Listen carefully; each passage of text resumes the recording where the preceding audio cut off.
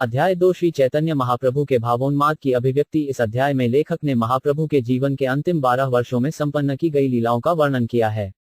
इस तरह इसमें अंत्यलीला की भी कुछ लीलाएं वर्णित हुई हैं। ग्रंथकार ने ऐसा क्यों किया, ये समझ पाना सामान्य व्यक्ति के लिए अत्यंत कठिन है। ग्रंथकार आशा करते हैं कि महाप्रभु की लीलाएं पढ़ने से मनुष्य को क्रमशः कृष्ण के प्रति सुप्त प्रेम जागृत करने में सहायता मिलेगी। वास्तव में ये चैतन्य चरितायत ग्रंथकार ने अपनी वृद्धावस्था में लिखा था। इस आशंका से कि वे कहीं ग्रंथ को पूरा न कर सकें, उन्होंने अंत्यलीला का सारांश इस द्वितीय अध्याय में वर्णित किया है। श्री कविराज गोस्वामी ने भक्ति के मामले में श्री स्वरूप दामोदर के मत को प्रामाणिक माना है।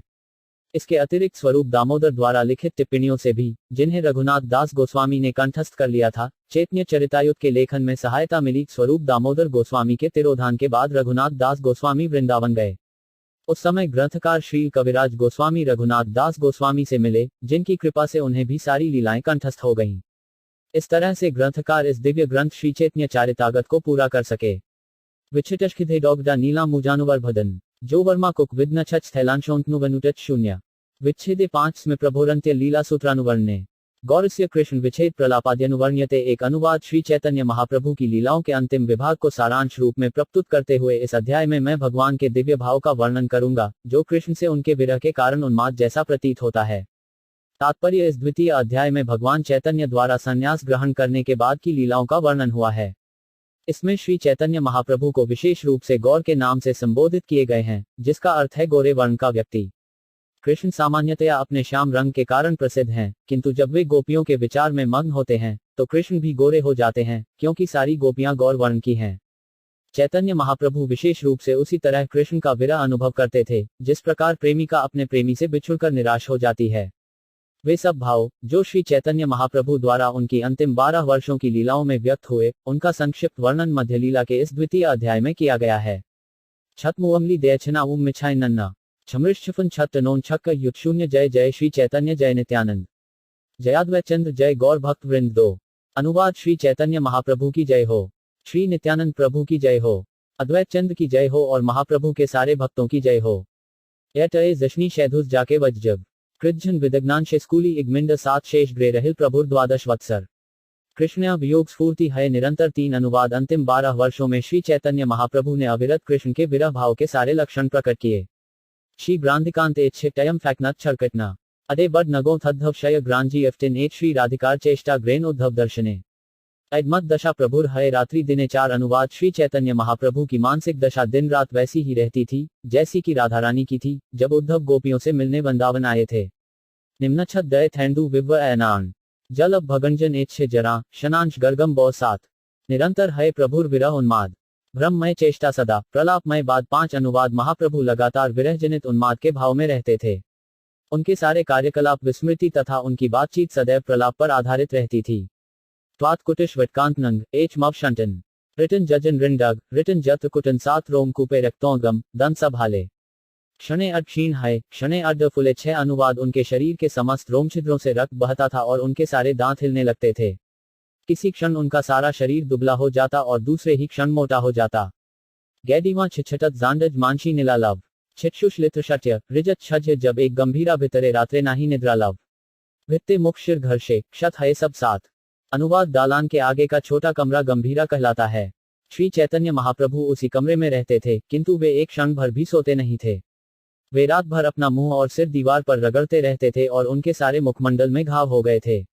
दिन छाट कशोय शंजु यानगन वांछित कुभिष्ठ घांटव शट कछु भिकु मीच 47 दिन द्वारे कपाट प्रभु ग्रायन बाहिरे कबू सिंह द्वारे पड़े कबू सिंधु नीरे। 8 अनुवाद। यद्यपि घर के तीनों दरवाजे सदैव बंद रहते थे, किंतु फिर भी महाप्रभु बाहर चले जाते थे।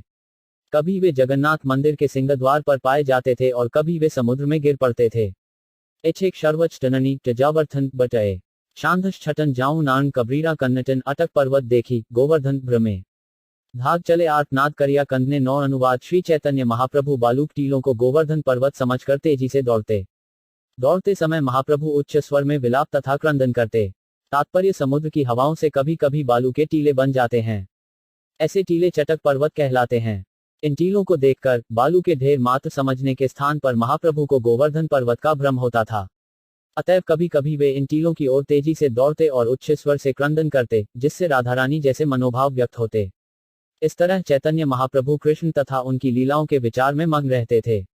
उनकी इस मनोदशा के कारण वृंदावन तथा गोवर्धन पर्वत का वातावरण बन जाता और इस तरह वे विरह तथा मिलन के दिव्य आनंद का आस्वादन करते। रेशवटनांतान टर्शी सृन तामन खंड ड याद नाच भांग्र रिटने भुजदी बन 00 उपवनोद्यान देखी वृंदावन ज्ञान ताहा ग्राय नाचे गाय क्षणे मूर्छा ग्रा न 10 अनुवाद। कभी कभी श्री चैतन्य महाप्रभु को नगर के छोटे छोटे उद्यानों से वृंदावन का भ्रम हो जाता। कभी वे वहां जाते, नाचते और कीर्तन करते और कभी कभी आध्यात्मिक भावावेश में अचित हो जाते। कांड नानशी झूमी टैडे डांटवन विकांत मच्छाव छक थनु गंतैटन थछा 00 कहा नाही शुनी ग्रेट भावेर विकार सद्भाव है प्रभुर शरीरे प्रचार 11। अनुवाद दिव्य भावों के कारण महाप्रभु के शरीर में जो अद्वितीय विकार प्रकट होते, वे उनके अतिरिक्त किसी अन्य के शरीर में संभव नहीं है। तात्पर्य भक्तिरसायत सिंधु जैसे उच्च कोटि के ग्रंथ में शरीर के जिन भाव में विकारों का वर्णन हुआ है, वे इस भौतिक जगत में सामान्यतः नहीं देखे जाते, किंतु ये लक्षण श्री चैतन्य महाप्रभु के शरीर में पूर्णतया विद्यमान थे। ये लक्षण महाभाव के सूचक हैं। कभी कभी सहजिया लोग कृत्रिम रूप से इन लक्षणों की नकल उतारते हैं, किंतु अनुभवी भक्त उनको तुरंत तिरस्कृत कर देते हैं। यहाँ इस ग्रंथ का प्रणेता ये स्वीकार करते हैं कि ये लक्षण एक श्री चैतन्य महाप्रभु के शरीर के अतिरिक्त अन्य कहीं भी नहीं पाए जा सकते। इरुशंटफ जकनी मत विडची थम्मांटन जक्की शांति छिल्न शटग एछम बदश शांटन 02 हस्तपदे संधि सब वित्स्ती प्रमाणे संधि छाड़ी भिन्न हये चर्म रहे स्थाने 12 अनुवाद। कभी कभी उनके हाथों तथा पैरों के जोड़ 8 इंच 1 बिता तक अलग हो जाते थे और ऊपर से केवल चमड़ी से जुड़े रहते थे। ईच शत शितमल खंतीजन छिजट थईविष्ठे झक कूर्णकश एनशिम थदुटत 07 हस्त पद शिर सब शरीर भितरे प्रविष्ट है कूर्म रूप देखिए प्रभुरे तेरा। अनुवाद कभी कभी श्री चैतन्य महाप्रभु के हाथ, पैर तथा सिर उनके शरीर के भीतर उसी तरह समा जाते जिस प्रकार कछुआ अपने अंगों को भीतर समेट लेता है। थडे बट झजडुत छाव गंत्री थनकांग अटंट चौना छा वांका शम और रुदांग 08 एडमत अद्भुत भाव शरीरे प्रकाश मनेते शून्यता वाक्य हा हुताश 14 अनुवाद। इस प्रकार श्री चैतन्य महाप्रभु अद्भुत भावपूर्ण लक्षण भाव प्रकट करते थे। उनका मन शून्य प्रतीत होता और उनके शब्दों में निराशा तथा हताशा प्रकट होती। कान दांत थाक बांश घूर्णी वजन कान कटनी कांच भो बटन न छ नन 07 कहाँ मोर प्राण नाथ मुरली बदन कहाँ करो कहाँ पाँव ब्रजेंद्र नंदन 15 अनुवाद। श्री चैतन्य महाप्रभु अपने मन के भाव इस प्रकार प्रकट करते। मुरलीवादन करने वाले मेरे प्राणनाथ कहाँ हैं? अब मैं क्या करूं? मैं महाराज नंद के बेटे को ढूंढने कहाँ जाऊं? कांक्षण कश्वी टकवा जानटन दशान नु 4 शे बज्जन द्र नन्नम विन कांटे दबाव त्रिक 057 कहारे कहिब केबा जाने मोर दुहक ब्रजेंद्र नंदन विनु फाटे मोर बुक 16 अनुवाद। मैं किससे कहूं? मेरे दुहक को कौन समझ सकेगा? ननंद महाराज के पुत्र के बिना मेरा हृदय फटा जा रहा है। अदमच दिलांश कटत विषय झछत जानशन मानर चौकशटज निम्नत 01 एड़ मत बविलाप करे बिहौल अंतर राय नाटक श्लोक पढ़े निरंतर 17 अनुवाद। इस प्रकार श्री चैतन्य महाप्रभु कृष्ण के विरह में सदैव अपनी विहलता प्रकट करते और विलाप करते। ऐसे अवसरों पर वे रामानंद राय के नाटक जगन्नाथ वल्लभ नाथ के एलोक का उच्चारण करते। थंग एंड कज्जांशवंशी विनिग्रे न सात थम यहाँ आनांशान मैपछी मानशी भचटना जहनांशी टना मुरवला ओआटना ट्वपे न छाना एचु और शैबनिनश तना जोवंश बोलेव 9 पी जाट नाव छशनानी 24 9 शान शम विदत का गंछी 300 प्रेम छेद रुजो 5 वगच्छति हरिनायम न च प्रेम वास्थानास्थानम वैति नापी मदनो जानाति नो दुर्बला अन्यो वेद न चान्य दोखम खिल नो जीवन वाश्रवम द्वित्राण्येव दिनानी ग्रोवनमिदम हा विधे का गते 18 अनुवाद। श्रीमती राधारानी विलाप किया करती थी, हमारा कृष्ण इस पर कोई ध्यान नहीं देता कि हमने प्रेम संबंध में न जाने कितनी चोटें सही हैं। वास्तव में प्रेम में हमारा दुरुपयोग किया गया है, क्योंकि प्रेम यह नहीं जानता कि कहाँ प्रहार किया जाए और कहाँ नहीं। यहाँ तक कि कामदेव भी हमारी असहाय अवस्था से परिचित नहीं है। मैं किसी से क्या कहूँ? कोई दूसरे की कठिनाइयों को नहीं समझ सकता। हमारा जीवन वास्तव में हमारे वश में नहीं रहा, क्योंकि यौवन तो 2-3 दिन रहेगा और शीघ्र ही समाप्त हो जाएगा। ऐसी अवस्था में हे विधाता, हमारी गति क्या होगी? तात्पर्य ये श्लोक श्री रामानंद राय कृत जगन्नाथ वल्लभत नाटक 3.9 से है।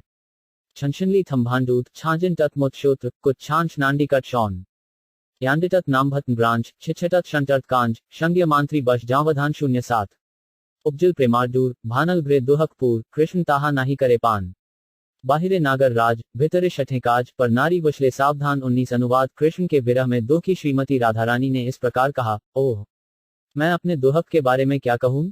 कृष्ण से मिलने के बाद ही मेरे प्रेम का अंकुर फूटा, किंतु उनसे विलग होने पर मुझे इतना बड़ा धक्का लगा कि वह व्याधि की तरह जाने का नाम नहीं ले रहा। इस व्याधि के एकमात्र वैद्य स्वयं कृष्ण हैं, किंतु वे भक्ति के इस अंकुरित पौधे की कोई चिंता नहीं कर रहे। मैं कृष्ण के व्यवहार के बारे में क्या कहूं? बाहर से वे एक आकर्षण तरुण प्रेमी हैं, किंतु भीतर से महाठग हैं और दूसरों की पत्नियों को मारने में अत्यंत निपुण हैं। जीटाड माँ वुकिटगन विशिवन विधाना मुथ नाम भी तकलु दोच 10 विशत्रीच अटव्यान ना खदश शेग्रांग 320 सखी है ना बुझिए विधिर विधान सुख लागी क्यों प्रीत हैल दुहक विपरीत एबे ग्राय ना रहे पर्ण 20। अनुवाद कृष्ण से प्रेम करने के परिणामों के विषय में श्रीमती राधारानी ने आगे कहा, हे सखी, मैं विधाता के विधान को नहीं समझ पा रही। मैंने तो सुख के लिए कृष्ण से प्रेम किया था, किंतु परिणाम बिल्कुल विपरीत निकला। अब मैं दुहक के सागर में डूब रही हूँ। हो सकता है कि मैं अब मरने वाली हूँ, क्योंकि मेरी जीवनी शक्ति चुक गई है। ऐसी है मेरी मानसिक दशा। कुन्नी थगरा झटगज्ञान मानशी झाउंटन शानैंडान छांग घन नांटन विछामृटच कृत गंधठच सात गमेरनाट शंशभेटन यांक्षी दशांटत जाशिग्रांटच नानजी फेकानिन टट 420 कुटिल प्रेमा अगेयान नाही जाने स्थानास्थान भाल मंद नारे विचारिते क्रूर शठे गुण डोरे हाथे गले बांधी मोरे राखिया छे नारी उकाशिते 21 अनुवाद प्रेम व्यापार प्रकृति से कुटिल होते हैं। उनमें पर्याप्त ज्ञान से प्रवेश नहीं किया जाता, नहीं वे इसका विचार करते हैं कि कोई स्थान उपयुक्त है या नहीं, नहीं वे परिणामों की चिंता करते हैं। क्रूर कृष्ण ने अपने सद्गुणों की डोरी से मेरा गला तथा मेरे हाथ बांध दिए हैं और अब मैं सुख पाने में असमर्थ हूँ। यूरो य भन छनु शीम शत टाटश शंत्रगीन शो वान मदक झनुचने जालवनांत गंत्रीट विक्षी एकल झत्रटत छू 4 थटहग ना नग्न जोवन 499 मरे मदन तनुहीन पर द्रोहे पर वीण 5 बाण संधे अनुक्षण अबलार शरीरे विंधी कई जरजरे दुहक देय नाले जीवन 22 अनुवाद मेरे प्रेम संबंध में मदन नाम का एक व्यक्ति है। उसके गुण इस प्रकार हैं, उसका कोई स्थूल शरीर नहीं है, किंतु वह अन्यों को पीड़ा देने में बहुत ही प्रवीण है। उसके पास 5 बाण हैं, जिन्हें वह अपने धनुष पर चढ़ाकर निर्दोष स्त्रियों के शरीर में संधान करता है। इस प्रकार ये स्त्रियां जर्जर हो जाती हैं। अच्छा तो ये होता कि वह बिना हिचक के मेरे प्राण ले लेता, किंतु वह ऐसा नहीं करता। वह मुझे केवल पीड़ा देता है। जाटनाव दये छरी 4 बटन झटना छांच मानशी झांटना जौआई 7 जोत्सिन विछांट उनून कांच निशी मां झांट्य थोने जथी यांश कट्टेशर्य शवनिवांच्य 27 अचर ग्रे दुहक मने अन्यताहा नाही जाने सत्य एट शास्त्रे विचारे अन्य जन कहाँ लिखे ना जाने प्राण सखी भ्राते कहे थैर्यन धरब्रारे 23। अनुवाद शास्त्रों में कहा गया है कि एक मनुष्य दूसरे के मन के दुहक को नहीं जान सकता। अतएव मैं ललिता तथा अपनी अन्य प्रिय सखियों के बारे में क्या कह सकती हूँ? नहीं वे मेरे अंतर के दुहक को समझ सकती हैं। वे बार बार यही कहकर मुझे सांत्वना देती हैं, हे सखी थैर्य धरो कुछ कृशो शाम्रावाम कछु कब्रिट न जजनीकांग जशी तथा 4 वार्ष 1 जौटनव जीवन छकन टयन शैन शंटवब छल उच्छिन झोट टकाम जन 698 कृष्ण कृपा पारावार कभू करिबे नज्जिकार सखी तोरे व्यर्थ वचन जीवे जीवन चज्जल ग्रेन पद्य पत्रे जल तद दिन जीवे कौनजन 24 अनुवाद मैं कहती हूँ, हे सखियों, तुम मुझे ये कहकर धैर्य धरने को कहती हो कि कृष्ण कृपा सिंधु हैं और एक न एक दिन मुझे स्वीकार कर लेंगे, किंतु मैं बतला दूं कि मुझे इससे सांत्वना नहीं मिल सकेगी। जीव का जीवन क्षणभंगुर है, ये कमल की पंखुड़ी पर टिके जल के समान है। कृष्ण कृपा की आशा में भला इतने दिन कौन जीवित रहेगा? जज बजनव शरद झोटवन झोवन जड़ छवान का कचना विछामरी मांत्र स्त्योवन शन गांठ कुछ करतर शन यूरो मर्त्योवन छिन पुछे छात्री 27 शत वत्सर परकनंत जीवेर जीवन अंत एड़ वाक्य कहना विचारी नारी ग्रोवन धन ग्रारे कृष्ण करे मन से ग्रोवन दिन 2 4 25 अनुवाद मनुष्य 100 वर्ष से अधिक जीवित नहीं रहता। तुम्हें ये भी विचार करना होगा कि स्त्री का यौवन, जो कृष्ण का एकमात्र आकर्षण है, कुछ ही दिनों तक रहता है। जशी टेटच मिज धाम्ब तथाशग्रा जछिलाम्ब शंशीटत जानकर मीरा मांडव क्रिकलेटर मिज और एक टलथडिगा शटत मन शोटच नुरेहत ममुदहटच झांट 47 अग्नि ग्रेछे निज धाम देखाया अभिराम पतढ़ीरे आकर्षिया मारे कृष्ण ऐछे निज गुण देखाया हरे मन पाछे दुहक समुद्रेते डारे 26। अनुवाद यदि तुम ये कहती हो कि कृष्ण दिव्य गुणों के सागर हैं, अतएव कभी न कभी दयालु होंगे, तो मुझे इतना ही कहना है कि वे उस अग्नि के समान हैं, जो अपनी चकाचौंध से पतंगों को आकृष्ट करती है और उन्हें मार डालती है।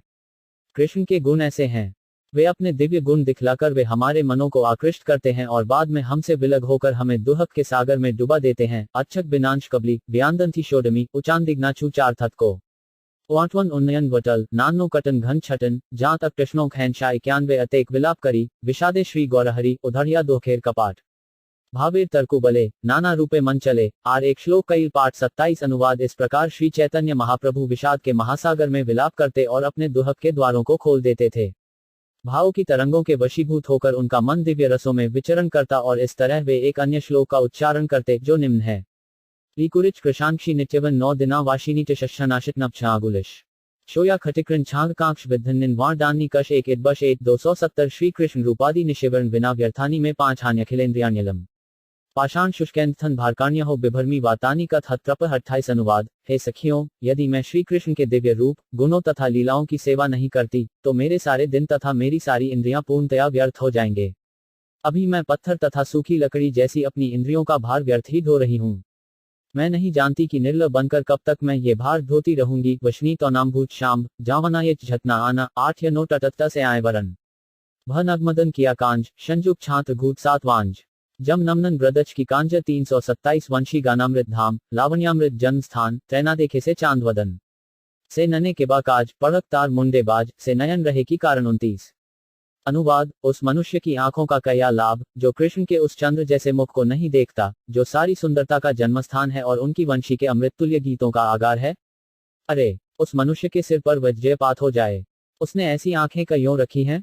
तात्पर्य, कृष्ण का चंद्रमा जैसा मुख अमृततुल्य गीतों का आगार है और उनकी वंशी का आवास है। ये समस्त शारीरिक सुंदरता का भी मूल कारण है। गोपियों का विचार है कि यदि उनकी आंखें कृष्ण के ऐसे सुंदर मुखड़े को नहीं देखती तो इससे अच्छा यही होगा कि उन पर वज्रपात हो जाए। गोपियों के लिए कृष्ण के अतिरिक्त अन्य किसी का दर्शन करना अरुचिकर एवं घृणास्पद है। गोपियां कृष्ण के अतिरिक्त अन्य किसी को देखकर कभी भी प्रसन्न नहीं होती। उनकी आंखों के लिए एकमात्र सांत्वना कृष्ण का चंद्रमा जैसा सुंदर मुख है, जो समस्त इंद्रियों के लिए आराध्य है। जब वे कृष्ण के सुंदर मुख को नहीं देख सकती, तब उन्हें सब कुछ शून्य दिखता है और उनकी इच्छा होती है कि उन पर वज्रपात हो जाए। कृष्ण के सौंदर्य से विलग होने पर उन्हें अपनी आंखों को बनाए रखने का कोई औचित्य नहीं दिखता। मथी टड रूम टमातीच विशी 18 आंग वशु छिदबन जकन डेंडिया गंग कुछ विनु मकन विकल 70 शरीर है शुन मोर हत विधि बल मोर बपूचित मन सकल इंद्रिय गण कृष्ण वबिनु सकल विफल 30। इंद्रिय गण इंद्रियां, कृष्ण भगवान कृष्ण, बिनु बिना, सकल सब कुछ, विफल विफल। अनुवाद। हे सखियों, कृपया मेरी बात सुनो। विधाता द्वारा प्रदत्त मेरी सारी शक्ति जाती रही है। कृष्ण के बिना मेरा शरीर, मेरी चेतना, मन तथा उसी के साथ मेरी सारी इंद्रियां व्यर्थ हैं। कृटकत भधूत वांगी अबुच्छन उन भिवी वो आंग थनवन नानशी टयथईट कांगोंगफी छिच जब झानिष्टम टोवन जांस झामुटन जकांजटन 750 कृष्ण मधुर वाणी अमृत तरद्रिणी तार प्रवेश नाही ग्रेश्रवणे कानाकड़ी छिद्र सम जाने से श्रवण तार जन्म है लकारणे 31। अनुवाद। कृष्ण की कथाएं अमृत की तरंगों के समान हैं। यदि ऐसा अमृत किसी के कानों में प्रविष्ट नहीं करता तो वे कान टूटे शंख के छिद्र के समान हैं। ऐसे कान को बनाने का प्रयोजन व्यर्थ है।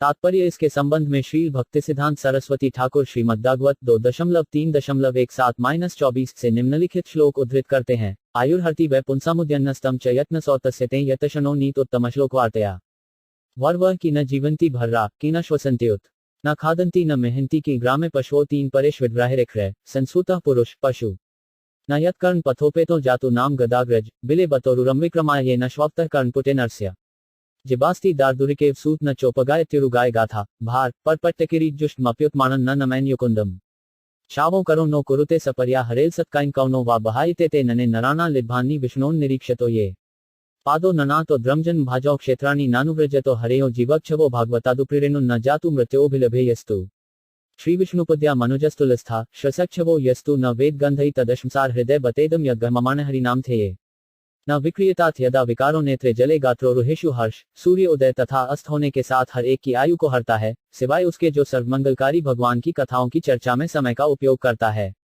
क्या वृक्ष जीवित नहीं रहते? क्या लोहार की धोंकनी श्वास नहीं लेती? क्या हमारे चारों ओर पशु भोजन तथा वीर्यस्खलन नहीं करते? जो लोग कुत्तों, सूरों, ऊंटों तथा गधों की तरह हैं, वे उन लोगों की प्रशंसा करते हैं जो समस्त पापों के उद्धारक भगवान कृष्ण की दिव्य लीलाओं का कभी भी श्रवण नहीं करते। जिसने भगवान के पराक्रम तथा उनकी अद्भुत लीलाओं के विषय में नहीं सुना और जिसने भगवान विषयक सुंदर गीतों को न तो गाया न कीर्तन किया, उसके कान मानो सांपों के रंध्रों समान और जीभ मानो में ढकी जीभ के समान है। भले ही कोई शीश पर रेशमी पगड़ी क्यों न पहने हो, यदि वह मुक्तिदाता भगवान के समक्ष झुकता नहीं तो उसे केवल भारी बोझ ही समझना चाहिए। हाथ भले ही चमकीले कंगनों से सुशोभित क्यों न हो, यदि वे भगवान हरि की सेवा नहीं करते तो उन्हें मृतक पुरुष के हाथ के समान समझना चाहिए। जो आंखें भगवान विष्णु के स्वरूप, उनके रूप, नाम, गुण आदि को नहीं देखती, वे मोरपंख में बनी आंखों के समान हैं। जो पांव तीर्थ स्थानों को नहीं जाते, जहां भगवान का स्मरण किया जाता है, वे वृक्षों के तनों के समान हैं। जिस व्यक्ति ने कभी भी भगवान के शुद्ध भक्त की चरण धूलि अपने सिर पर धारण नहीं की, समझो कि वह शव है। जिस व्यक्ति ने भगवान का चरण कमलों पर अर्पित तुलसी दल की सुगंध का अनुभव नहीं किया, वह श्वास लेते हुए भी मृतक तुल्य है। भावावेश के समय आंखें अश्रु से पूरित हो जाती हैं और रोमांच हो उठता है। वह हृदय अवश्य ही लोहे का बना हुआ है, जिसमें भगवान के नाम का मनोयोग के साथ जप करने पर भी परिवर्तन न हो और भावावेश न हो। कृतकन झशनामभूत कृत छतनिच जुषा मास शाणविनितन ओ जान टय माओटन झमिशा ना टेबन टक्टन मबजनान तछक चिलाजत उन्यासी कृष्ण अधरामृत कृष्ण गुण चरित सुधा सार स्वाद विनिदन तार स्वाद ग्रे ना जाने जन्मिया ना मैल केने से रसना भेग जेहा सम 32।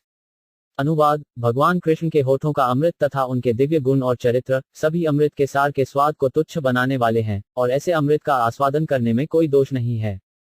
जो इसका आस्वादन नहीं करता, उसे जन्म लेते ही मर जाना चाहिए और उसकी जीभ मेढक की जीभ के समान समझी जानी चाहिए।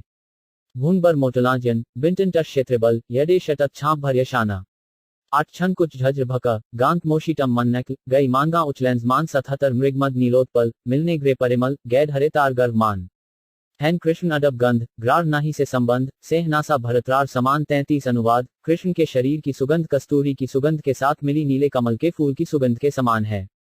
जिसने कृष्ण की इस सुगंध को नहीं सूंघा, उसके नथुने लोहार की धोंकनी के तुल्य हैं।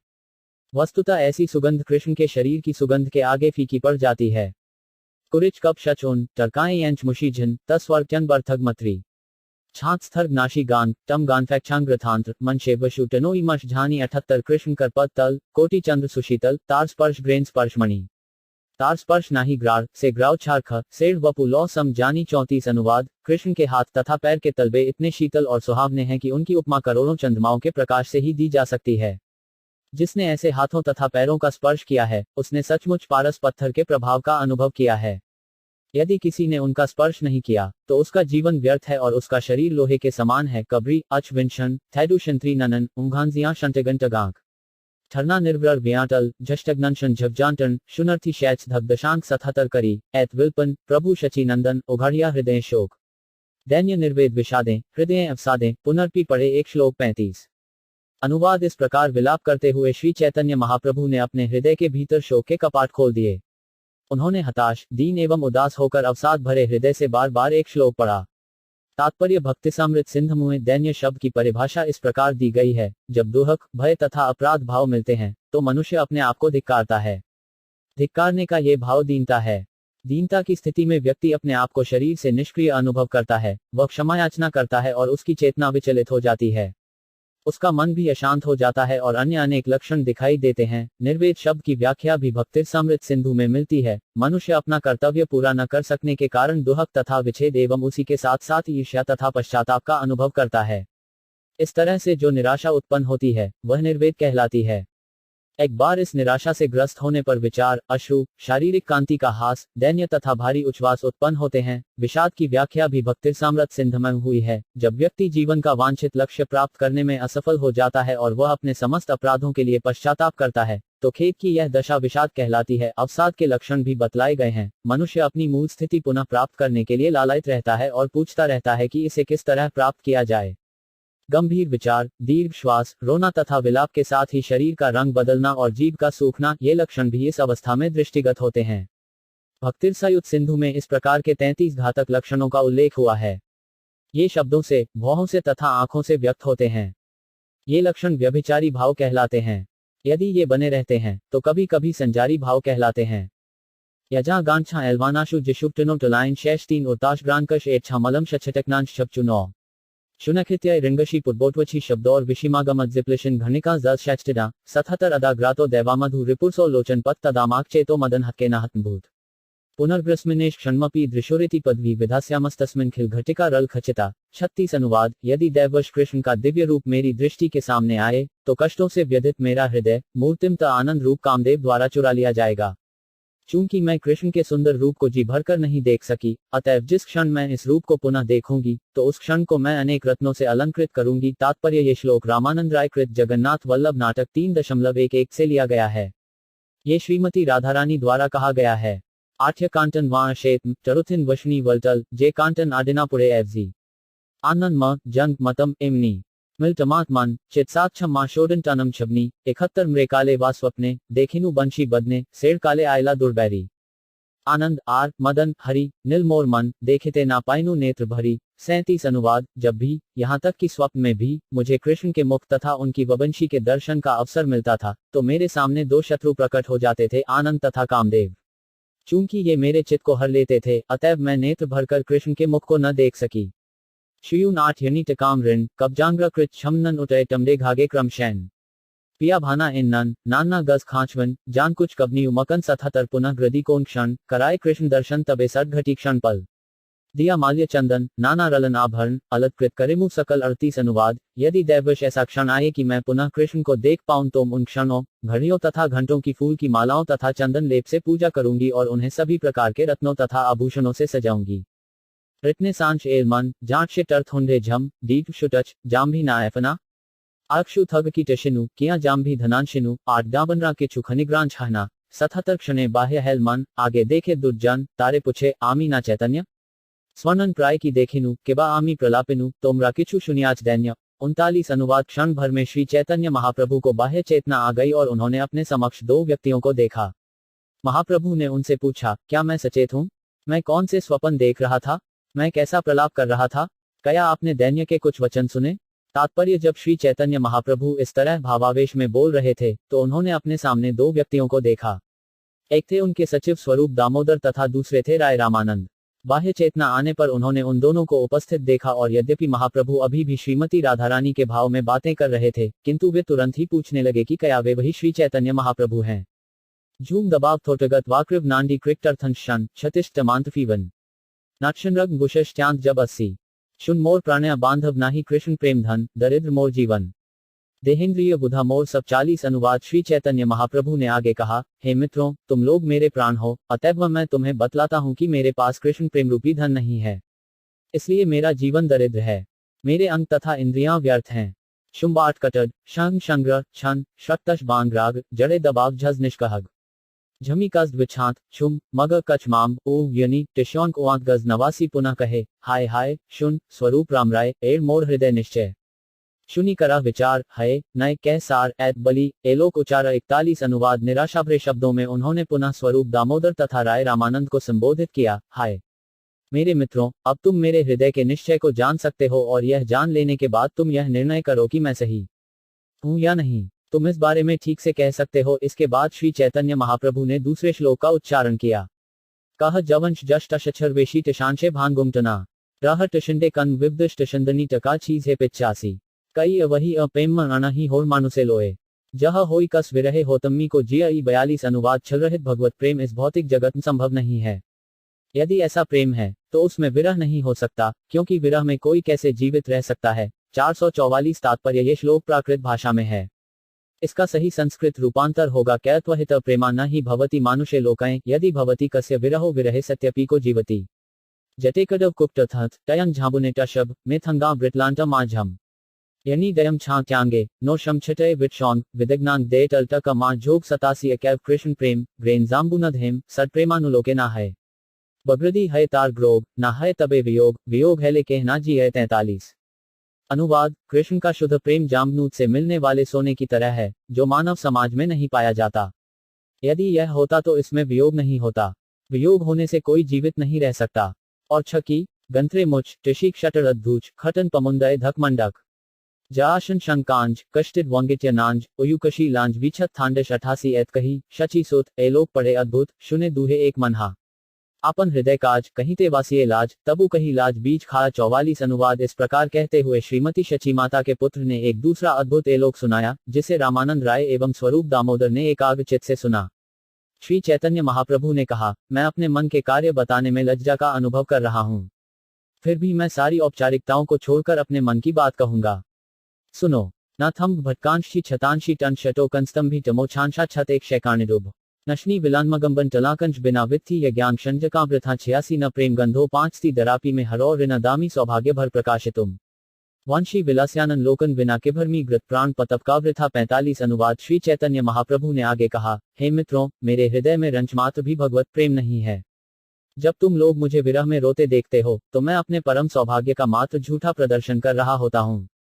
निस्संदेह, मुरली बजाते हुए कृष्ण के सुंदर मुखमंडल का दर्शन किए बिना मैं एक कीट की तरह व्यर्थ जीवन व्यतीत कर रहा हूँ। पुटत उष्ठ गंश कर्षय तथटमत वक्ष मचटबांत नांझी कृत शांग्रा उपटय कबनी कन्नम जट मोदांगा थस्तान क्षण कबनी देश छानिश्मिक सतासी दूरे शुद्ध प्रेम गंध कपट प्रेमेर बंध सेह मोर नाही कृष्ण पाया तबे ग्रे करी क्रंदन स्व सौभाग्य प्रख्यापन करी यहा जाने निश्चय 46। अनुवाद, वास्तव में मुझे कृष्ण से बिल्कुल भी प्रेम नहीं है।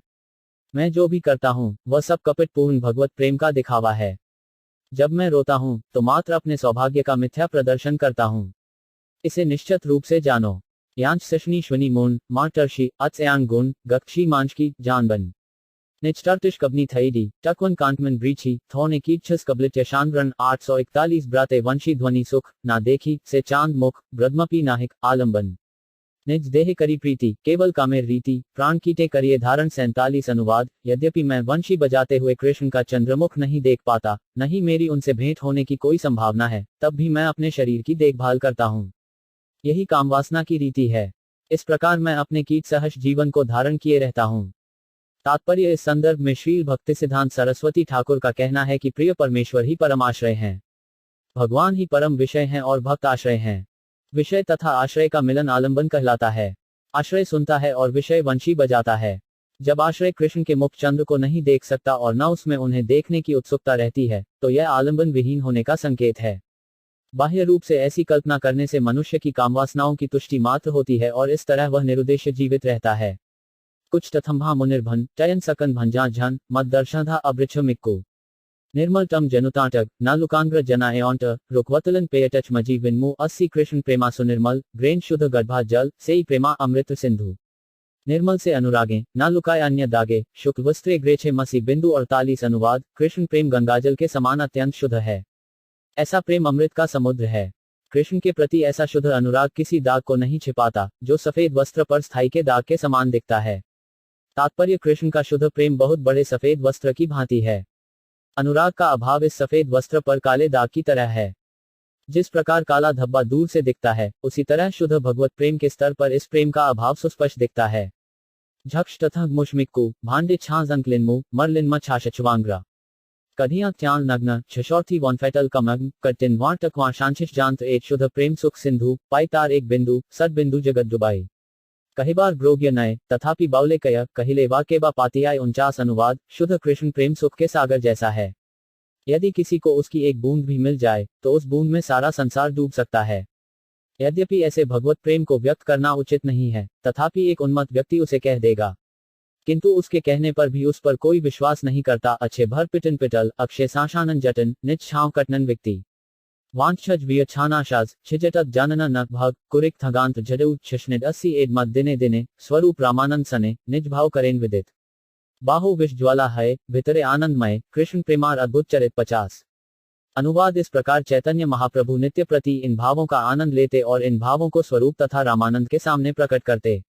ऊपर से तो ये दारुण कष्ट प्रतीत होता था, मानो महाप्रभु किसी विषैले प्रभाव से पीड़ित हों, किंतु हृदय में वे आनंद का अनुभव करते थे। कृष्ण के दिव्य प्रेम का यही गुण है। अंडे थम्भा आंजांगमा ओ सात छक्री एरवंग मृत जूटन नागांग छाजन जे टर्थंगा गन मदन छांस विक्रम जयी झांटना विषाम्भृटच कब मिलन 770 एड प्रेमा आस्वादन तप तिक्षु चरवण मुख ज्वले नागराय त्यजन सद प्रेमा ग्लो मने तार विक्रम सद जाने विषामृते एकत्र मिलन 51 अनुवाद। जो ऐसे भगवत प्रेम का आस्वादन करता है, वह इसकी तुलना गर्म गन्ने ईख से करता है। गर्म गन्ने को यदि कोई चबाता है तो उसका मुख जलता है, फिर भी वह उसे छोड़ नहीं सकता।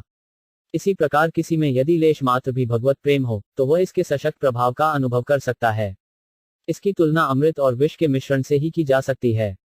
भीड़ादिनव कान कुछ केडा शेदमा निर्विजना निमातन शुल्ताश मुथा मशुज्विमांशकांग्र मटकायन 8 थंगा मुतत्री बंत नन मम शंता जानगछी बमाजटत एन ग्रह तारांकन फुत्शजा व भशभुरोच्छानव विकांग एक नौ पीड़ाभिनव कालकूट कदुता गर्वस्य निर्वासनो निस्यंदेन मुदासुधा मधुरिमाडलार सतलोचन प्रेमा सुंदरी नंद नंदन परो जागती ग्रस्यात्रे ज्ञायन्ते स्फुटमस्य वक्र मधुरास्ते ने विक्राने। 52 अनुवाद। चैतन्य महाप्रभु ने कहा, हे सुंदरियों, यदि कोई भगवत प्रेम अर्थात नंद महाराज के पुत्र कृष्ण के प्रति प्रेम जागृत कर लेता है तो उसके हृदय में इस प्रेम के कड़वे तथा मीठे सभी प्रभाव प्रकट होंगे।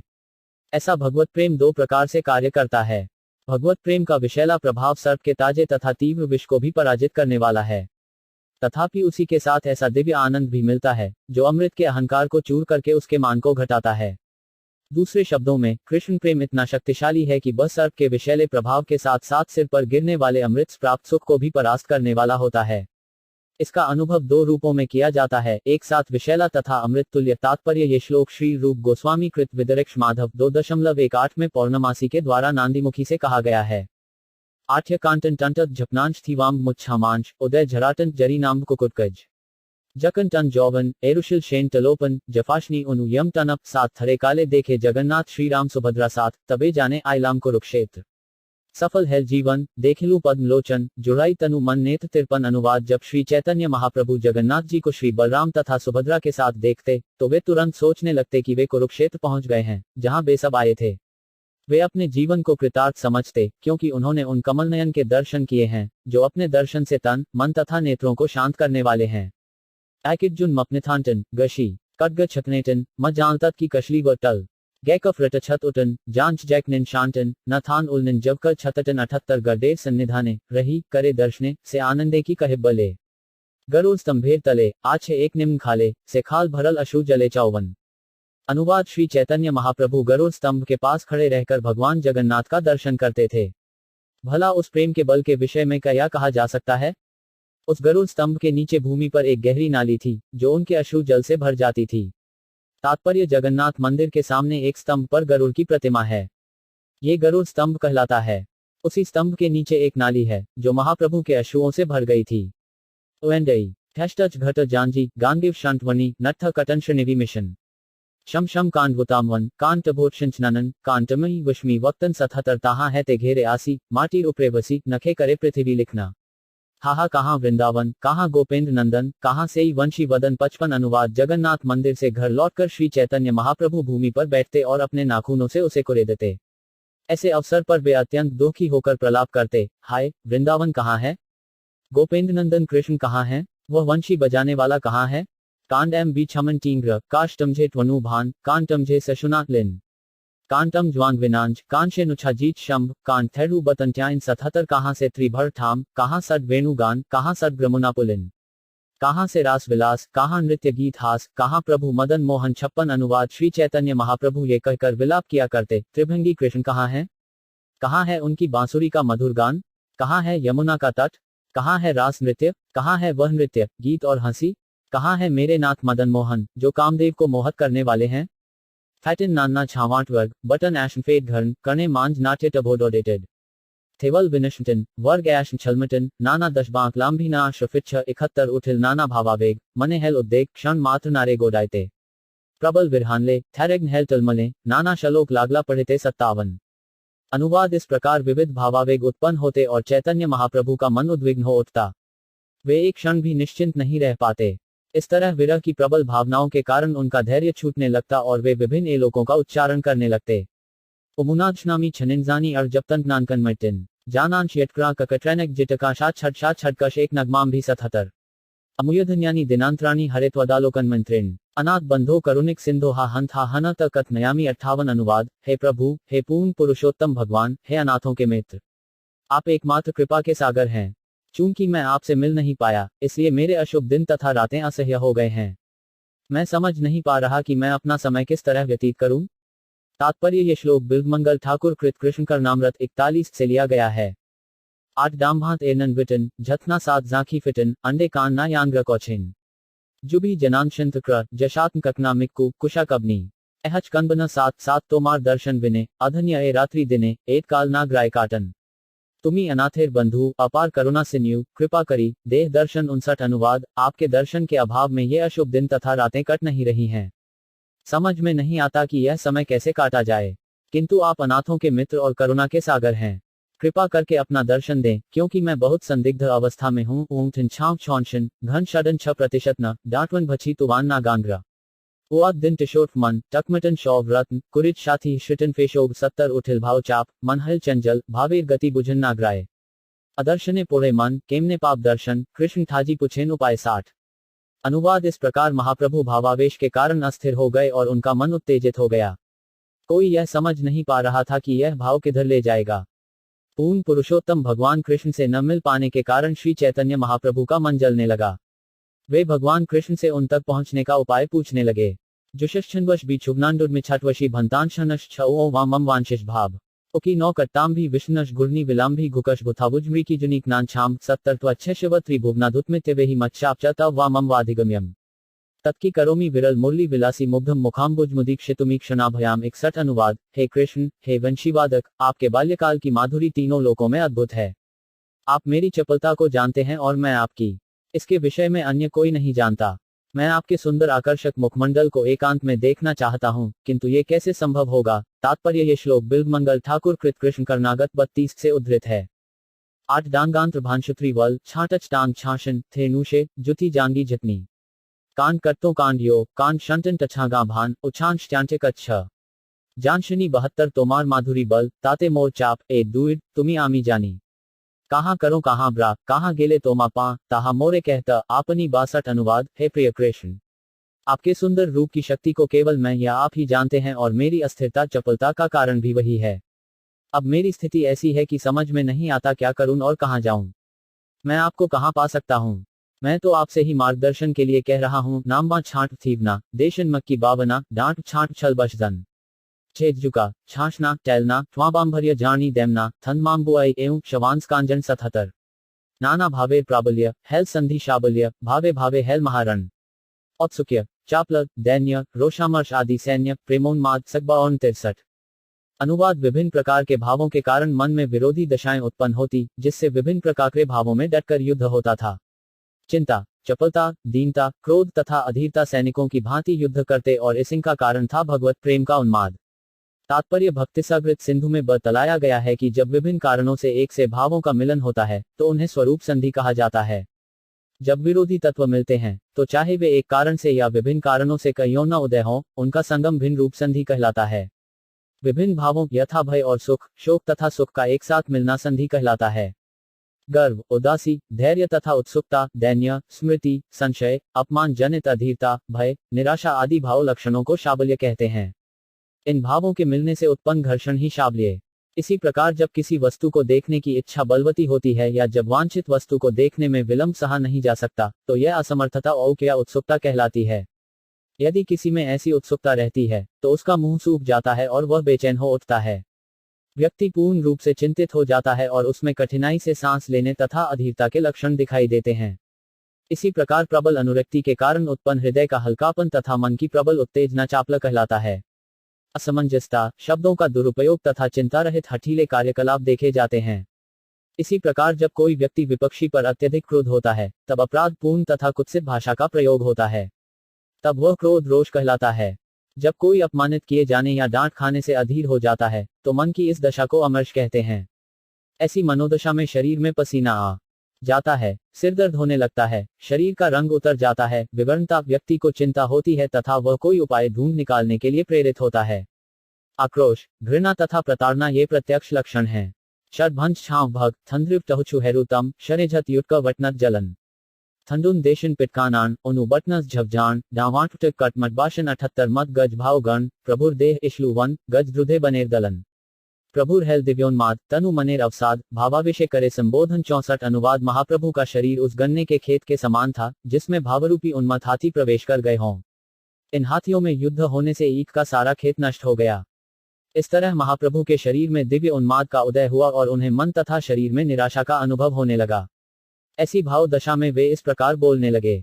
यूरो टन टड एगमिच दर जुबनक वटका 8 कुप टच 5 क्षण टच कक्रैंक जितका और नाश दर तप टुश नग नमाचिगैंत शमश कलश नु छविडागी शबश हुटनीदक 77 हे देव हे दयित हे भुवनैक बंधो हे कृष्ण हे चपल हे करुणिक सिंधो हे नाथ हे रमण हे नयनाभिराम हा हा कदा नु भविता से पदम हशों में 65 अनुवाद। हे प्रभु, हे प्रियतम, हे ब्रह्मांड के एकमात्र सखा, हे कृष्ण, हे चपल, हे करुणा सिंधु, हे स्वामी, हे मेरे भोक्ता, हे मेरे नयनाभिराम, हाय आप मुझे अब पुनः कब दर्शन देंगे।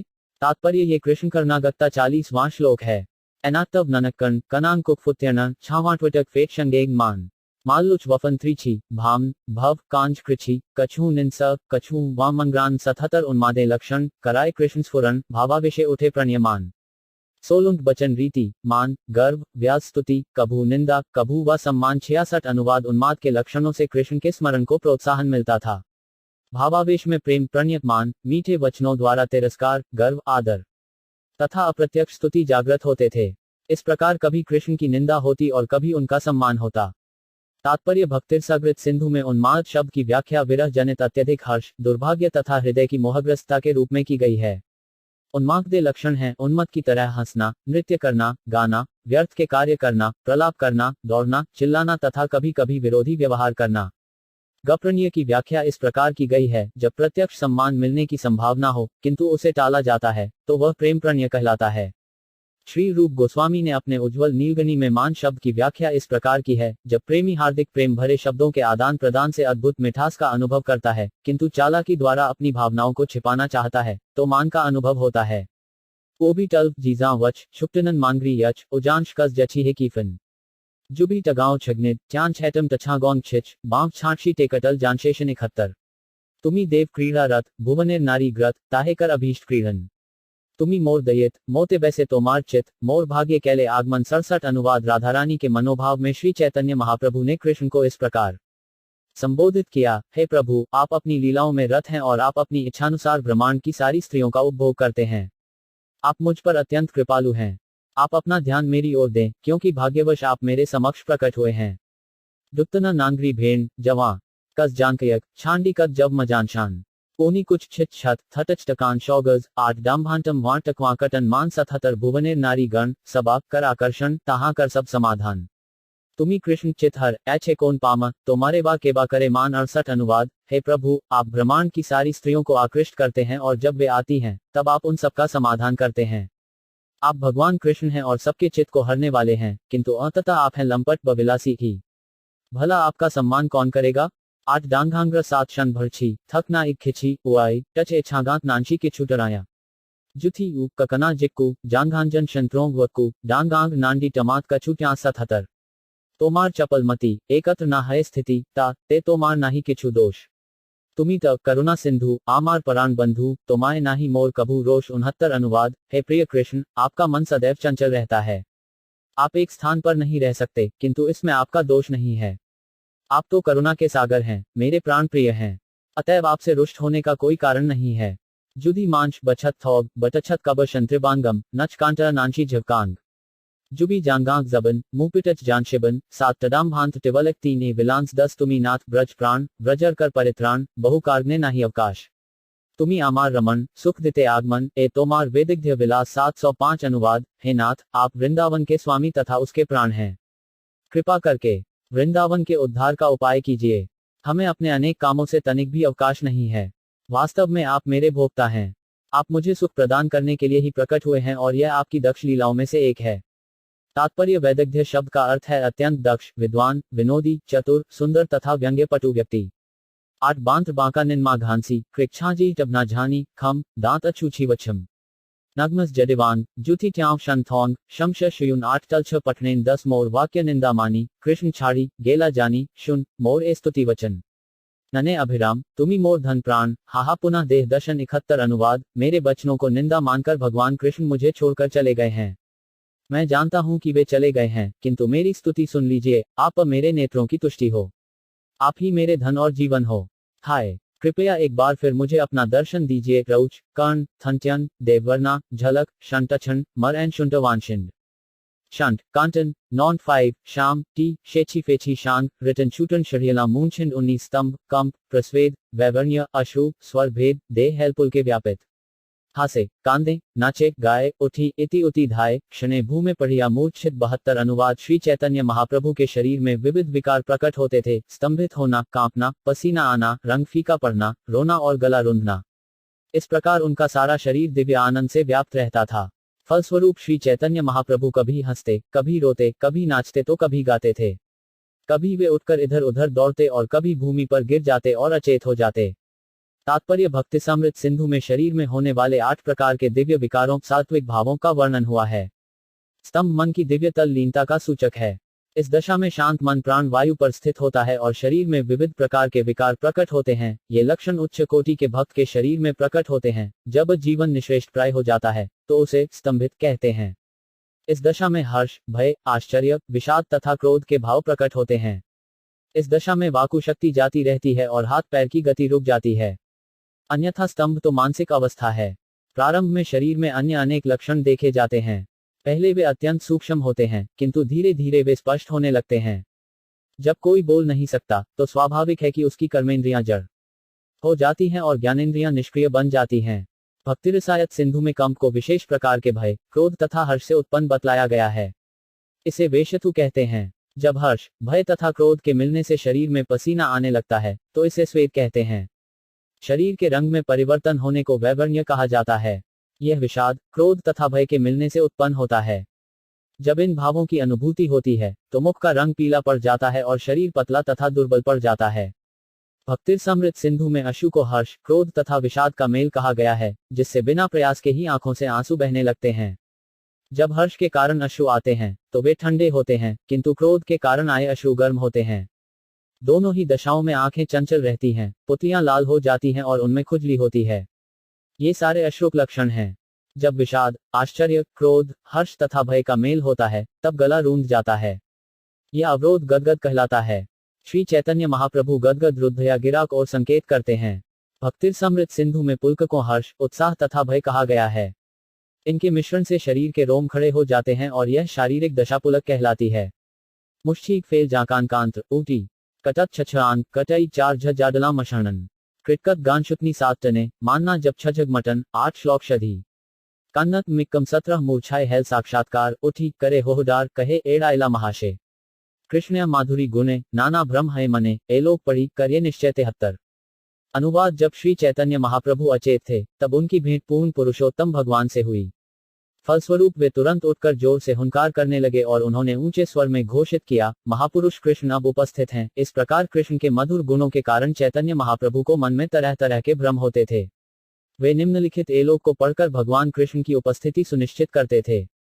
भांग 8 चगश न मशुन फौची य और नशनु भांशय चत न भटना नग्नंगु छिष्णु 8 वगी ब्रिनिष्णु भद जरोविद वल्लच्छानु कुकांशिमच्छुम मत टनाचनांग्र 18 हमारा स्वयं नु मधुर ह्युति मंडल नु माधुर ब्रमेव नु मनोनयनामृत नु वेणी मृजो नु मम जीवित वल्लभो नु कृष्णोद्यम हृदयते मम लोचनाय 74। अनुवाद। राधा रानी के भाव में श्री चैतन्य महाप्रभु ने गोपियों को संबोधित किया, हे सखियों, कदम पुष्प के समान तेजस्वी, साक्षात माधुर्य, मेरी आंखों तथा मन के अमृत, गोपियों के बालों को शिथिल करने वाले, दिव्य आनंद के परम स्रोत और मेरे जीवन प्राण रूपी मूर्तिमान कामदेव कृष्ण कहाँ हैं? क्या वे मेरे नेत्रों के समक्ष दोबारा प्रकट हुए हैं? तात्पर्य। ये कृष्ण करनायत का एक अन्य श्लोक 68 है।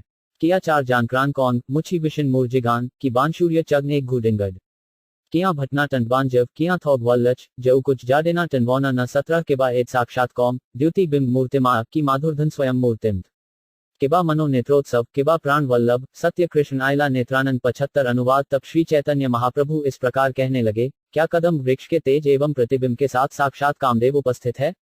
क्या ये वही व्यक्ति हैं जो साक्षात माधुर्य हैं, जो मेरी आंखों तथा मन के आनंद हैं, जो मेरे जीवन और प्राण हैं? क्या सचमुच कृष्ण मेरी आंखों के सामने आ गए हैं? 7 का मानना छाव शंग शिंक अयडूज उनुशन नाना ब्रेटच जछच नानछांग्रा निर्व वियान टेनला छाशना दर्य टैथग मनु 7 नु छथेडु कान यान 17 गुरु नाना भाव गण शिष्य प्रभु तनुमन नाना रीते सतत नाचाए निर्वेद विषाद दैन्य चापल हर्ष धैर्यमन मन्यु एड़ नृत्य प्रभुर काल ग्राय 76। अनुवाद। जिस प्रकार गुरु शिष्य को डांटता है और उसे भक्ति की कला सिखलाता है, उसी प्रकार निर्वेद, उदासी, विषाद, दीनता, चंचलता, हर्ष, धैर्य और क्रोध आदि भाव महाप्रभु के शरीर तथा मन को शिक्षा देते थे। इस तरह श्री चैतन्य महाप्रभु अपना समय बिताते थे।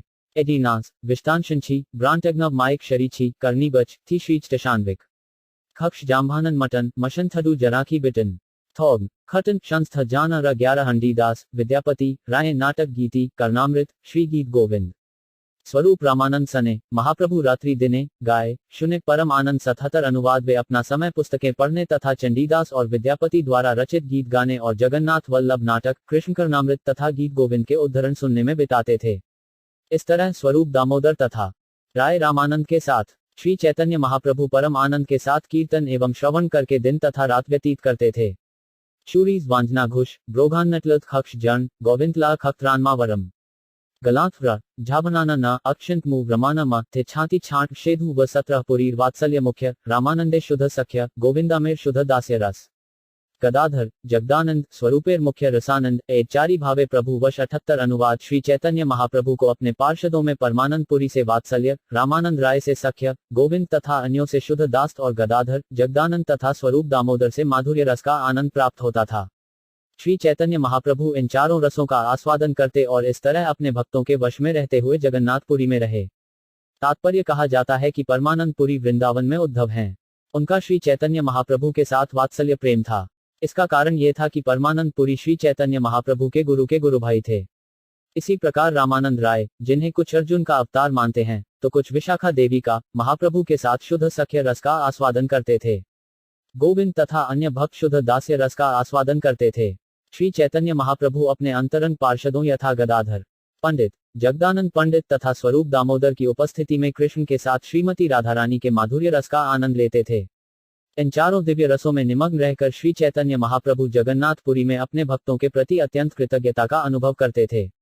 नीनांखक भरूछम दीन शक छाटवांगंग ऋष्विटिन टम की देश विचयग्न ओंटच गुधा ब्रह्माथेग षडेगाटिन मडोनंग ओंटच डग्यन मर्ग छाटवान 17 लीला शुक मर्त्य जन तान हय भावोद्गम ईश्वरे से की हा विस्मय ताहे मुख्य रसाश्रय हड़याछिन महाशय ताते हय सर्व भावोदय 79 अनुवाद लीला शुक बिल्वमंगल ठाकुर एक सामान्य मनुष्य थे, फिर भी उनके शरीर में अनेक भाव उत्पन्न होते थे।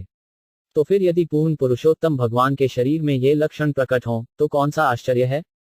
श्री चैतन्य महाप्रभु माधुर्य भाव में सर्वोच्च स्थिति पर थे, अतएव उनके शरीर में समस्त भाव स्वाभाविक रूप से प्रकट होते थे। तात्पर्य लीला शुक बिल्वमंगल ठाकुर गोस्वामी हैं। वे दक्षिण भारत के ब्राह्मण थे और उनका पहले का नाम शिलहन मिश्र था। जब वे गृहस्थ थे तो चिंतामणि नामक एक वेश्या पर आसक्त हो गए, किंतु अंत में उसी से उपदेश ग्रहण करके उन्होंने वैराग्य ले लिया। उन्होंने एक पुस्तक शांतिशतक लिखी और बाद में वे भगवान कृष्ण तथा वैष्णवों की कृपा से महान भक्त बने। तब वे बिल्वमंगल ठाकुर गोस्वामी के नाम से प्रसिद्ध हुए। उस उन्नत अवस्था में उन्होंने कृष्ण करनागुत नामक एक पुस्तक लिखी जो वैष्णवों में अत्यधिक विख्यात है। चूंकि वे अनेक भाव में लक्षण प्रदर्शित करते थे, अतएव लोग उन्हें लीलाशुक कहकर पुकारते थे। शूत्व बज विनांटम चेशे छिन जैनांटब यटडुट जाचान ना देशन लीवांशांत छांव जांचटन कबनी जशिकांत मन दिन वरु जांचराकिनी 70 पूर्वे ब्रज विलासे ग्रेई तिन अभिलाषे अतलेह आस्वाद ना हैल श्री राधार भावसार आपने करी अज्जीकार सत्तिन वस्तु आस्वादिल 80 अनुवाद वृंदावन की अपनी पूर्ववर्ती लीलाओं में भगवान कृष्ण 3 विभिन्न प्रकार के भावों का आस्वादन करना चाहते थे, किंतु अत्यधिक प्रयत्नों के बाद भी वे वैसा नहीं कर पाए। ऐसे भावों पर श्रीमती राधारानी का एकाधिकार है, अतएव उनका आस्वादन करने के लिए ही श्री कृष्ण ने श्री चैतन्य महाप्रभु के रूप में श्रीमती राधारानी का स्थान अंगीकार किया। जानशंटन कबनी जाम्ब्रांटन शिधारेन छछ भंटन थन मेडिम नित थैदोथनी नांडी झांटना चांदनान शान शानदय छांटता देकल पान भशन थडु शांछा शिटवाम्भनी 70 आपने करी आस्वाद ने शिखाइल भक्त गणे प्रेम चिंतामणिर प्रभु धनी नाही जाने स्थानास्थान ग्रारे तारे कई दान महाप्रभु दाता शिरोमणि 81 अनुवाद श्री चैतन्य महाप्रभु ने स्वयं भगवत प्रेम रस का आस्वादन करके अपने शिष्यों को इस विधि की शिक्षा दी। वे भगवत प्रेम रूपी चिंतामणि पारस पत्थर से संपन्न सर्वाधिक धनवान व्यक्ति हैं। वे पात्र को पात्र का विचार किए बिना हर एक को ये धन प्रदान करते हैं। इस प्रकार वे अत्यंत उदार हैं। तात्पर्य श्री चैतन्य महाप्रभु की पूंजी है भगवत प्रेम रूपी चिंतामणि, अतएव वे दिव्य कोश के स्वामी हैं। असीम मात्रा में सोना बनाने के बाद भी चिंतामणि जैसे का तैसा बना रहता है। इसी प्रकार श्री चैतन्य महाप्रभु भगवत प्रेम का असीम वितरण करने पर भी इस दिव्य संपत्ति के सर्वोपरि स्वामी बने रहे। उनके भक्तों ने भी उनसे सीखकर सारे विश्व में मुक्त हस्त से इसका वितरण किया। ये कृष्ण भावनामृत आंदोलन श्री चैतन्य महाप्रभु एवं उनके अंतरंग भक्तों के चरण चिन्हों पर चलते हुए सारे विश्व में भगवान पवित्र नामों के संकीर्तन द्वारा भगवती प्रेम का वितरण करने का प्रयास कर रहा है। हरे कृष्ण कृष्ण कृष्ण हरे हरे, हरे राम राम राम हरे हरे। अंडे 794 डांव भिकु बनकामा शोग एक दिन मुंह न धन गिलांडिल मशमानदत ठैश जगरानु जबछात जैटच जाछा मानशी जानत 71 नाट वर्णिवादत 74 अज गुप्त भाव सिंधु ब्रह्मा ना पाए एक बिंदु हैन धन बिलाइल संसारे अच्छे दयालु अवतार ऐछे दाता नहीं यार गुण के नारे वर्णिबारे 82 अनुवाद ब्रह्मजी समेत कोई भी इस गुप्त भाव सिंधु की एक बूंद का भी पार नहीं पा सकता या आस्वादन नहीं कर सकता, किंतु श्री चैतन्य महाप्रभु ने अपनी अहेतुकी कृपा से इस भगवत प्रेम को सारे विश्व में बांट दिया है। अतएव श्री चैतन्य महाप्रभु से बढ़कर उदार अन्य कोई अवतार नहीं हो सकता। उनसे बड़ा दाता कोई नहीं है। भला उनके दिव्य गुणों का वर्णन कौन कर सकता है? कशांत कनो मश कटिल टकनावचन थेटिश छिब्रहजटनाव जन मतम वुविटत शोट एंड एटनाव कुशा गौरटत इम्म छीक पौमानुदंश जग्य 77 कहिबार कथा नहे कहिले कहना बुझे ऐछे चित्र चैतन्य रद से बुझते पारे चैतन्य कृपा ग्रारे हय ताण दासानुदास सद्भ तेरासी। अनुवाद: ऐसी कथाएं सार्वजनिक रूप से कहने के लिए नहीं है, क्योंकि ऐसा करने पर भी कोई उन्हें समझ नहीं पाएगा। श्री चैतन्य महाप्रभु की लीलाएं इतनी अद्भुत हैं, जो उन्हें समझ सकता है उस पर श्री चैतन्य महाप्रभु ने अपने निजी दास के दास की संगति प्रदान करके अवश्य कृपा की है। तात्पर्य: सामान्य व्यक्ति श्रीमती राधारानी के दिव्य भावों को नहीं समझ सकता। अयोग्य होने पर भी जो उन भावों को समझने का प्रयास करने वाले लोग विकृत होकर सहजिया, बाउल तथा अन्य संप्रदायों में परिवर्तित हो जाते हैं। इस तरह उनकी शिक्षाएं विकृत होती हैं। यहाँ तक कि शैक्षिकी क्षेत्र के विद्वान पंडित भी श्री चैतन्य महाप्रभु तथा उनके शुद्ध भक्तों द्वारा प्रदर्शित भाव एवं दिव्य आनंद को नहीं समझ सकते। श्री चैतन्य महाप्रभु की लीलाओं को समझने के लिए मनुष्य में योग्यता होनी चाहिए। करैछना नीना बजमांत चकट शत छाछांत 8 दंश शुडैना गुणांशन कटे ओआई किए उनन ओआंश 4 विछाम्ब्रिन उच्छक भटन फिलू धन टछट 408 चैतन्य लीला रत्नसार स्वरूपेर भांडार तेहो थुडला रघुनाथेर कंठे ताहा किछु ब्रेशुनिलू ताहा यहाँ विस्तारिलू भक्त गणे दिलू एड़ भेटे 84। अनुवाद: श्री चैतन्य महाप्रभु की लीलाएं सर्वश्रेष्ठ रत्न हैं। वे स्वरूप दामोदर गोस्वामी के भंडार में रखे हुए थे। स्वरूप दामोदर गोस्वामी ने रघुनाथ दास गोस्वामी को उनके बारे में बतलाया और रघुनाथ दास गोस्वामी ने ये लीलाएं मेरे सामने दोहराई। मैंने जो कुछ थोड़ा बहुत रघुनाथ दास गोस्वामी से सुना, उसी को इस पुस्तक में सभी भक्तों को भेंट स्वरूप वर्णित किया है।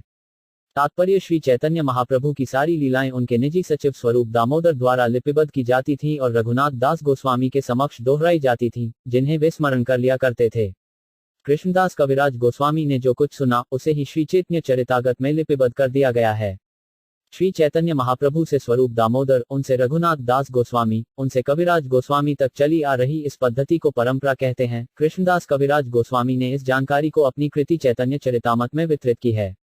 दूसरे शब्दों में, श्री चैतन्य चरितामृत श्री चैतन्य महाप्रभु से प्रारंभ होने वाली गुरु परंपरा के उपदेश का सार है। गण टकच टेन कम थन तेकन टिश्नोक मग्न इन जयटन नामृत वोकेट सात छ थडू टैडे जांचतन टमडाए कमरी वर्णन जर्व छिदनांति जानग्राथिटट 77 ग्रदी के हैन कय ग्रंथ कई श्लोकमय इत जने नारिबे बुझते प्रभुर ग्रेड आचरण सेट करी वर्णन सर्वचित नारी आराधिते 85। अनुवाद: यदि कोई यह कहता है कि श्री चैतन्य चरितामृत संस्कृत श्लोकों से भरी होने के कारण साधारण व्यक्तियों की समझ के बाहर है, तो मैं इसका उत्तर यही दूंगा कि मैंने इसमें श्री चैतन्य महाप्रभु की लीलाओं का ही वर्णन किया है और मेरे लिए हर एक को संतुष्ट करना संभव नहीं है। तात्पर्य: श्री कविराज गोस्वामी तथा उनके अनुयायियों को जनता का मनोरंजन करने की आवश्यकता नहीं है। उनका एकमात्र कार्य पूर्ववर्ती आचार्यों को संतुष्ट करना और भगवान को लीलाओं का वर्णन करना है। जो समझ सकता है वही इस महान दिव्य ग्रंथ का आस्वादन कर सकता है। ये ग्रंथ पंडितों तथा ज्ञानियों जैसे साधारण लोगों के लिए नहीं है। सामान्यतया श्री चैतन्य चरितामृत में लिपिबद्ध की गई श्री चैतन्य महाप्रभु की लीलाओं का अध्ययन विश्वविद्यालयों तथा विद्वानों की गोष्ठियों में साहित्यिक और ऐतिहासिक दृष्टिकोण से किया जाता है, किंतु वास्तव में ये ग्रंथ शोधकर्ताओं या साहित्यिक विद्वानों के लिए नहीं है।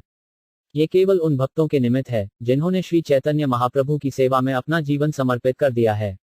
नांदी कांड मविटवांत नोंडी कांडी जनुट्यांत भषज वरुकतनी विभिन्न यदि दसम जराट गोत्रुल छांझे शटम जाटवन जश्च वचु ना यांगन मिशन 07 ना ही कहाँ सविरोध ना ही कहाँ अनुरोध सहज वस्तु करी विवरण हृदय हय रागोदेश ताहा हय आवेश सहज वस्तु ना ग्राय लिखना 86। अनुवाद: इस चैतन्य चरितामृत में न तो कोई विरोधात्मक निर्णय है, न ही किसी अन्य के मत को स्वीकृति दी गई है। मैंने ये पुस्तक उस सहज विषय वस्तु का वर्णन करने के लिए लिखी है जिसे मैंने अपने गुरुजनों से सुना है। यदि मैं किसी की रुचि तथा अरुचि से प्रभावित होता तो संभवतः मैं इस सरल सत्य को न लिख पाता। तात्पर्य: मनुष्यों के लिए सबसे सरल बात है पूर्ववर्ती आचार्यों का अनुगमन करना। अपनी भौतिक इंद्रियों के द्वारा कोई निर्णय कर पाना सरल काम नहीं है। श्री चैतन्य महाप्रभु के अनुसार पूर्ववर्ती आचार्यों के प्रति समर्पण के कारण जो अनुभूति जागृत होती है वही भक्ति का मार्ग है। किंतु ग्रंथकार का कहना है कि वे राग द्वेष से प्रभावित लोगों के मतों पर विचार नहीं कर सकते, क्योंकि तब निष्पक्ष भाव से लेखन कार्य नहीं किया जा सकता। दूसरे शब्दों में, ग्रंथकार का कहना है कि उन्होंने चैतन्य चरितामृत में अपने खुद के विचार प्रकट नहीं किए हैं, उन्होंने अपने गुरुजनों से जो सीखा है उसे ही सहज भाव में लिपिबद्ध किया है।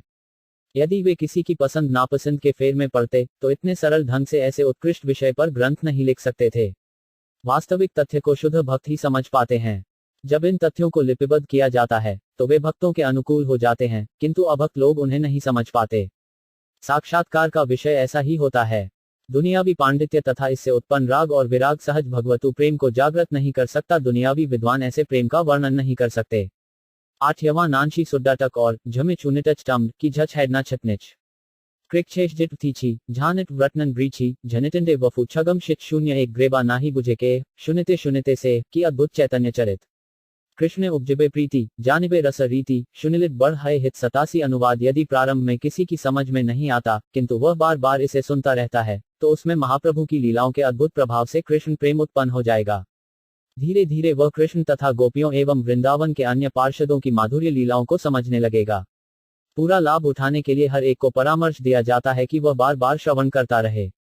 डांगव 5 उक्त शौक मांग जैका छाव मशकुच ड छू तक टच यूटवा बीचुवन हई ट्यांक मुंह छात्री छात्र कांछा छागा कबरी 8 कटन नान रिविट जर्व झन 770 भागवत श्लोकमय टीकातार संस्कृत है तबु कैछे बुझे त्रिभुवन यहाँ एलोक दुर्चारी तार व्याख्या भाषा करी केने ना बुझबे सर्व जन 88। अनुवाद। जो आलोचक ये कहते हैं कि श्री चैतन्य चरितामृत संस्कृत श्लोकों से भरा है, उसके उत्तर में ये कहा जा सकता है कि श्रीमद् भागवत भी संस्कृत श्लोकों से भरा है और उसके भाष्य भी। तथापि श्रीमद् भागवत को हर कोई समझ लेता है, वे उन्नत भक्तगण भी जो संस्कृत भाष्य पढ़ते हैं। तो फिर लोग चैतन्य चरितामृत को क्यों नहीं समझ पाएंगे? इसमें कुछ ही संस्कृत श्लोक हैं और उनकी व्याख्या बांग्ला भाषा में दी हुई है। तो फिर इसे समझने में क्या कठिनाई है? गम नीना जूझ भे टेकलू किछु विवग्नन दे विदाम्बिटत छित छम्मा शोटिक यनी जानगु 4 एगन्य विदांत्रिद नौनाटगैग गणमशन शेडुब कुशी 707 शेष लीलार सूत्र गण क्यों किछु विवरण यहाँ विस्तारित चित है थाके ग्रदी आयु शेष विस्तारित लीला शेष भदी महाप्रभुर कृपा है 89 अनुवाद। मैंने पहले ही श्री चैतन्य महाप्रभु की अंतिम लीलाओं से संबंधित सारे तथ्यों को सूत्र रूप में दे दिया है। मेरी इच्छा है कि मैं इनका विस्तृत वर्णन करूं। यदि मैं अधिक काल तक जीवित रहा और श्री चैतन्य महाप्रभु की कृपा प्राप्त करने का सौभाग्य मिला तो मैं पुनः इनका विस्तार से वर्णन करने का प्रयास करूंगा। जाम्भी नृक झटनाना निशिटच कशय कब्र अटन किच खातन मां हम ना तलशित्य नमृन ना खनित्य लंबटन उए निशि 4 वो विख्यम 0 आमी वृद्ध जरातुर लिखिते कांपे कर मने किछु स्मरण ना है ना देखिए नने ना सुनिए श्रवणे तबु लिखी ए बढ़ विस्मय 90 अनुवाद। मैं अब अत्यंत वृद्ध हो गया हूं और अपनी अक्षमता से विचलित हूं। लिखते समय मेरे हाथ कांपते हैं। न तो मुझे कुछ स्मरण रहता है, न मैं ठीक से देख या सुन सकता हूं। फिर भी मैं लिखता हूं, ये बहुत बड़ा आश्चर्य है। अंडे जझा नीना जा मृगथा व्यांग्र कबरी किछु कबनिल वर्णन दुष्भत्था शजमी गट वर्णित 7 मां शांति उठय नोना छक्क भई धन 70 एड अंत्य लीला सार सूत्र मध्य विस्तार करी किछु करेलु वर्णन यहाँ मध्य मरी ग्रबे वर्णिते ना पारी तबे एड लीला भक्त गण धन 91 अनुवाद। इस अध्याय में मैंने श्री चैतन्य महाप्रभु की अंतिम लीलाओं के सार का कुछ वर्णन किया है। यदि इसी बीच मैं मर जाऊं और विस्तार से उनका वर्णन न कर पाऊं तो भक्तों को कम से कम ये दिव्य कोश तो मिल ही जाएगा। मत 8 कटिश अंडे जू भकन टंडे डेड नानिशिन जानभ छांच कबनिव वियंस यपी छच पफिन जिटग गशंथ कृष्ण षडगम दशशांत छबनी कबनिव विकांत 4 सक्षेपे एड सूत्र कैल ग्रेड यहाँ ना लिखिल आगे ताहा करिब विस्तार यदि तद दिन जिये महाप्रभुर कृपा है इच्छा भरी करिब विचार 92 अनुवाद। मैंने इस अध्याय में संक्षेप में अंत्य लीला का वर्णन किया है। जो कुछ बच रहा है उसका विस्तार से वर्णन भविष्य में करूंगा। यदि श्री चैतन्य महाप्रभु की कृपा से मैं इतने दिनों तक जीवित रहा कि मैं अपनी इच्छाएं पूरी कर पाऊं तो इन लीलाओं पर पूरी तरह विचार करूंगा। छाय वफ छछक भान वलनमी जवान लोछन्नग जट टमाट कंछु जदाया खक्ष तथा मांडित मच कश बघुनांश झाटना यच छाई निशी नानशी टमान तरहाय 77 छोट बड़ भक्त गण बंदो सबार श्री चरण सबे मोरे करा संतोष स्वरूप गोसाजिर मत रूप रघुनाथ जाने गणत ताई लिखी नाही मोर दोष 93 अनुवाद। मैं यहाँ छोटे बड़े सभी भक्तों के चरण कमलों की वंदना करता हूँ। मेरी उनसे प्रार्थना है कि मुझसे संतुष्ट हों। मैं निर्दोष हूँ, कहियो कि मैंने स्वरूप दामोदर गोस्वामी तथा रूप और रघुनाथ दास गोस्वामियों से जैसा समझा है वैसा ही लिख दिया है। मैंने उसमें अपनी ओर से न तो कुछ जोड़ा है न कम किया है। तात्पर्य श्री भक्तिसिद्धांत सरस्वती ठाकुर के अनुसार भक्त 3 तरह के होते हैं। भजन विज्ञ भक्ति में दक्ष, भजनशील भक्ति में रत तथा कृष्ण नामे दीक्षित। कृष्ण नामकारी कीर्तन में रत दीक्षित भक्त। श्री चैतन्य चरितामृत लेखक इन सारे भक्तों के कृपाकांक्षी हैं और उनसे प्रसन्न होने के लिए निवेदन करते हैं। वे कहते हैं, नए भक्त मुझसे इसलिए रुष्ट न हो कि मैंने कोई त्रुटि की है, कईयों की ये भक्त तर्क करने में अत्यंत दक्ष होते हैं। यद्यपि इनमें उन्नत भक्ति का अधिक ज्ञान नहीं होता, फिर भी वे अपने आप को उन्नत मानते हैं, क्योंकि वे कुछ स्मार्ट ब्राह्मणों का अनुकरण करते हैं। मैं अत्यंत विनम्र होकर उनसे क्षमा याचना करता हूँ, किंतु मैं यह निवेदन करना चाहता हूँ कि इसमें मैं अपने मन से कुछ जोड़ना या घटाना नहीं चाहता। मैंने परंपरा से जो सुना है उसी को लिखा है, क्योंकि मैं स्वरूप दामोदर, रघुनाथ दास गोस्वामी तथा रूप गोस्वामी जैसे पूर्ववर्ती आचार्यों के चरण कमलों में समर्पित हूँ। मैंने वही लिखा है जो मैंने उनसे सीखा है। लिकच्छना निरानन्न जंटिवछाणी छक्का युन शिथत्री मवांस छतने बख्श कश मरनाउन बब्रघुनान श्री 5 व्रण शुनि कत्तो शरटक छूबने $8 श्री चैतन्य नित्यानंद अद्वैतादि भक्त वृंद शिरेधरी सबारचरण स्वरूप रूप सनातन रघुनाथेर श्री चरण धूलि करो मस्तके भूषण 94 अनुवाद परंपरा पद्धति के अनुसार मैं श्री चैतन्य महाप्रभु, नित्यानंद प्रभु, अद्वैत प्रभु तथा श्री चैतन्य महाप्रभु के समस्त पार्षदों यथा स्वरूप दामोदर, रूप गोस्वामी, सनातन गोस्वामी और रघुनाथ दास गोस्वामी के चरण कमलों की धूलि लेना चाहता हूँ। मैं उनके चरण कमलों की धूलि अपने मस्तक पर धारण करना चाहता हूँ। इस प्रकार मैं उनकी कृपा का आशीर्वाद चाहता हूँ। भोज गांत जान गर्शन बज्झत तरेव कव शेन यल नत डांस गुछ विनाज कैडना विनांग भिकु कललांक नव थक दिकु जात करनी कटश कुक्रांच 478 पाजा ग्रो आज्ञा धन ब्रजर वैष्णव गण उन्दो तान मुख्य हरिदास चैतन्य विलास सिंधु कलोलेर एक बिंदु तार कणा कहे कृष्णदास 95 अनुवाद उपर्युक्त महापुरुषों एवं वृंदावन के वैष्णवों, विशेषकर गोविंद जी के पुजारी हरिदास की आज्ञा से मैंने कृष्णदास कविराज गोस्वामी ने श्री चैतन्य महाप्रभु के लीला सिंधु की एक लहर के एक बिंदु के एक कण का वर्णन करने का प्रयास किया है। इस तरह श्री चैतन्य चरितायुक्त मध्य लीला के श्री चैतन्य महाप्रभु के भावोन्याद की अभिव्यक्ति शीर्षक द्वितीय अध्याय का भक्तिवेदांत तात्पर्य पूर्ण हुआ।